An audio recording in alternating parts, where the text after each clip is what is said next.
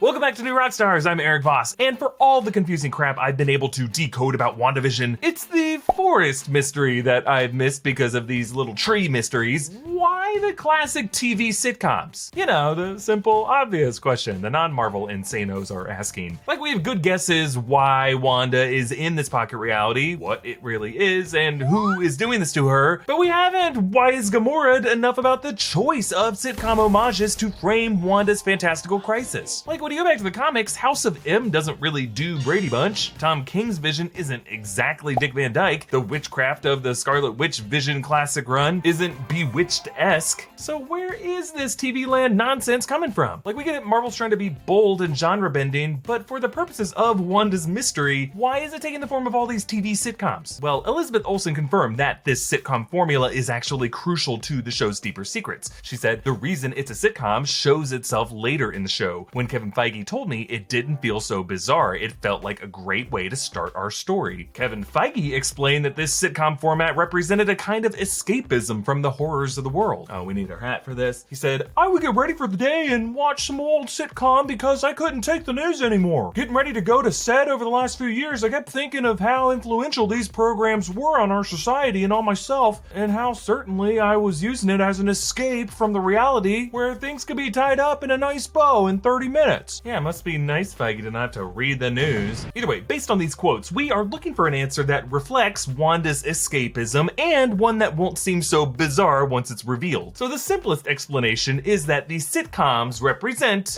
Wanda's memories with Vision. Wanda has constructed this pocket reality, maybe with the help of some third-party sorcery, and she might have chosen these classic sitcom formats because these were a source of comfort and escapism when she was holed up with Vision during the period in which they fell in love. This began when Wanda was under house arrest with Vision during Civil War, cooking up pepper cash and body slamming each other to the basement. For 2 years after Civil War, Wanda and Vision were on the run. Wanda, a Sokovia Accords fugitive. We caught up with them in Edinburgh at the top of Infinity War, and by this time, Wanda had mysteriously dropped her Sokovian accent. Perhaps that accent faded as a result of Wanda and Vision binging a ton of classic American sitcoms to burn time while they were on the run, because it's not like they could go for a daytime walk through the park. TV would be their escapist distraction, and these TV formats would be fresh in Wanda's mind as an example of what a happy family looks like, and would help Wanda transition her accent from Eastern European to bland American. Shows like the Dick Van Dyke Show, Bewitched, the Brady Bunch, these all exist in the MCU because, remember, Cap kept that list of cultural references to catch up on, and pretty much everything is on it. It seems like all of pop culture is MCU canon, especially based off of all of Tony Stark's references. One side there, Lebowski. So, in the events that led to WandaVision, whatever they were, when Wanda has the opportunity to warp her reality so that Vision can be alive once more, Westview might take the form of the sitcoms that defined the period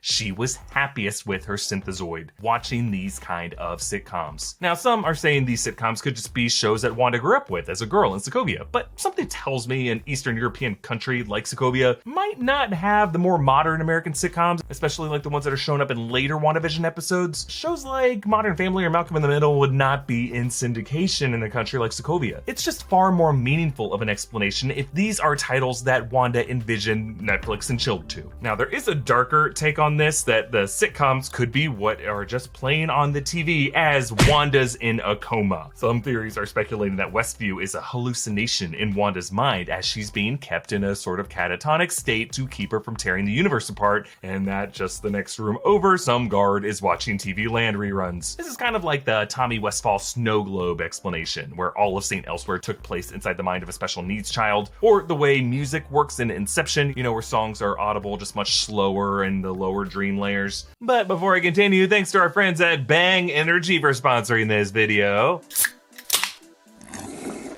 Bang! Every can of Bang Energy has 0 calories, 0 carbs, 0 sugars, 0 artificial colors. Each 16-ounce can contains 300 milligrams of caffeine, super creatine, CoQ10, and BCAAs. Bang. I am sipping on black cherry vanilla. It's like I have now found the only soda flavor I want for the rest of my life. I drink a Bang when I need to pick me up in the morning or when I just need to plow through a long video and I want my mind to be alert, which I know you guys need it to be. Check out Bang on Instagram. Get 25% off your order at bangenergy.com when you use the code NewRockstars25. There you can buy a variety pack of Bang Energy or a whole pack of just your favorite flavor. Editor John loves radical skedaddle, and off-screen producer Zach drinks their sweet tea flavor, whereas I am team black cherry vanilla. Thanks again to Bang Energy for sponsoring this video. Get 25% off your order at bangenergy.com using the code NewRockstars25. I'm not crazy about this idea. It makes Wanda way less active, and clearly WandaVision is an exploration of Wanda Maximoff's reality warping powers, not something being done to her mind. In episode 3 revealed that Westview is a real town in the real world, so why go to the trouble of building a town if you're just gonna project the reality inside the person's mind? Actually, a similar explanation justifies the sitcoms as something happening not inside Wanda's mind, but Vision's mind. Vision's OS rebooting. As a synthesoid, Vision's consciousness comes from a variety of sources, something we broke down in a Big Question episode: human tissue, vibranium, the Mind Stone, Jarvis, and Asgardian magic. Really, he was built to be the final form body of Ultron, a process that was interrupted. But remember, when Ultron became sentient, we saw his awakening from his point of view. His mind's eye flashed through historical media until he woke up and murdered Jarvis in a hologram battle. Now, Infinity War, Vision went offline, and now WandaVision could be showing us the process by which that corpse is rebooted, with Wanda using her Mind Stone-derived powers to enter Vision's consciousness and try to restore his soul. And like his predecessor Ultron, Vision could be relearning the story of humanity via historical media, but in this case, 20th century American sitcoms. I don't mind this explanation. Ultron was just mentioned in episode 3, but it would make WandaVision more about Vision than Wanda, and it wouldn't really explain why Westview exists in the real world. I think this series is clearly setting up Wanda's arc, especially since she is confirmed to come back in Multiverse of Madness. So a theory I posed in another recent video is that if we assume Westview was warped into a sitcom reality by a hex spell cast by Wanda, then these sitcoms could come from a cursed object like Agnes's cursed TV set. Just stay with me on this. Beyond the TV sitcom format playing an important role on this show, the physical object of a television is also important. It appears all over promo art. The first episode ends with Vision using a TV remote to switch us out of the episode as a sword agent watches this all go down on a TV screen. Clearly, the technology of broadcast media is part of this. Now, the movie Pleasantville is at least an aesthetic inspiration, with objects switching to Technicolor within a monochromatic world. I'm not saying Wanda got sucked into a TV show like Spider-Man did, but she may have cast a hex alongside fellow witch Agnes that involved a TV set that caused this spell to misfire and trap Wanda and Agnes in a hellish dimension displayed via the medium of television. But that theory is a bit complicated. I don't know if Elizabeth Olsen would be like, oh, that's not too bizarre. So to simplify that theory, we might just need to involve an unseen third party, in which case these sitcoms could be Wanda being tortured by a demon. I know, but Paul Bettany keeps continuing to tease this top secret surprise actor coming into the final episodes who will make us look at the MCU in a whole new light. An actor that he previously said he had wanted to work with for a long time, and that in WandaVision, a character Vision has fireworks with. Now, we have speculated that actor could be Richard E. Grant, confirmed for the Loki series, or Evan Peters, rumored to be in the show, or one of the other X-Men cast crossing over to the MCU. And although Elizabeth Olsen teased that WandaVision doesn't give too much certainty as to whether there even is a villain, I think most of us still believe this could be some dark demonic entity whom Agnes is serving, her